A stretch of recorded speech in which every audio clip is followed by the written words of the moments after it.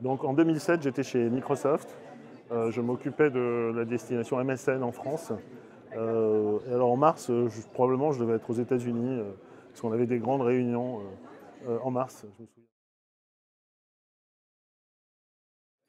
Tout parce que la première destination pour l'information, c'est Facebook, ce qui était absolument impensable à l'époque. Moi, je m'informe en permanence sur mon téléphone mobile. C'était le début. Ça, c'est quelque chose que j'avais même pas anticipé.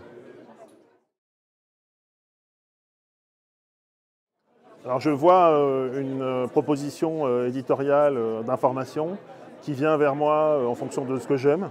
Je pense que l'information professionnelle va être de plus en plus importante et de plus en plus ciblée. Qu'aujourd'hui, on est vraiment dans de l'information générale, mais que de plus en plus, on aura aussi une information en fonction de son métier.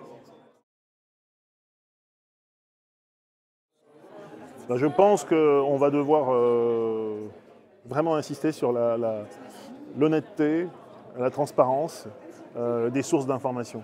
Je crois qu'on est rentré dans un moment où il va falloir réaffirmer que ça c'est une information, que ça c'est une histoire, que ça c'est carrément inventé. On l'a un peu perdu de vue au début, on a pensé que l'Internet permettrait d'avoir tout le monde qui s'exprime et que c'est formidable. Dans les blogs, on donne tous son opinion.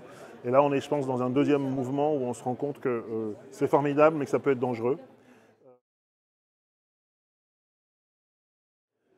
Alors, moi, je vous dirais, comme je l'ai dit pendant le débat, mais il faut vraiment vous familiariser avec la technologie. Il faut vivre avec des designers, des ingénieurs, des geeks, parce que sinon, vous n'arriverez absolument pas à faire émerger vos contenus.